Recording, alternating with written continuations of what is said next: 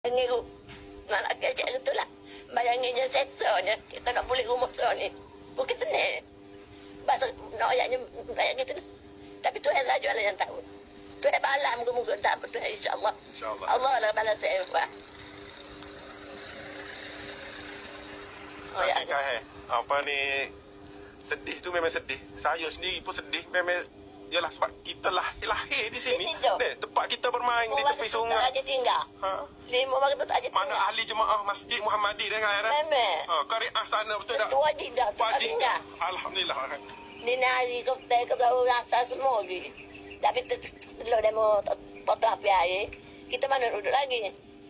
Nak mandi nak ambil semaya bukit boleh. Muka sama uzur. Ya. Tapi nak tak ada pergi ke mana sikit abu. Ni lah. Kaji epak.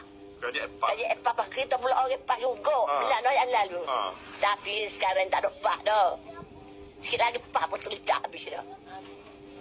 InsyaAllah lah. Kita bangga doa dah. InsyaAllah. Supaya kaji ada lah ni. Jatuh lah sekali. Gangan lagi ni. Kita kat doa belakang. Sebab kita Tuhan yang satu. Mana kita sembah Tuhan yang satu. Dia apa semua Tuhan satu lah. Jadi dia buat nyanyi kita. Tak apa. Tak apa. Ingatlah. Hari ni ada balasan. Ada balasan. Hari ni demo tak turun. Tok wakil tak turun ke apa. Demo ingatlah. Hari ni hari demo. Sepatutnya mari kecil lelaki tu. Tak boleh dah. Tak tengah orang dah. Lebih pada Israel. Lebih pada Israel. Tengah tu. Jahat lebih pada Israel. Israel laknatullah. Kecek lagu ni. Gak mudah nak keluar daripada. Kena terbakar rumah dia. Orang kita jual ke damah.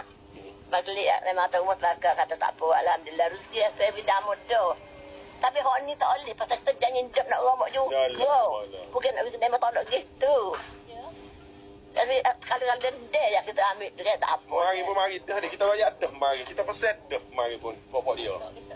Tak sabar. Tak sabar nak dah. Daripada anu. Biarlah.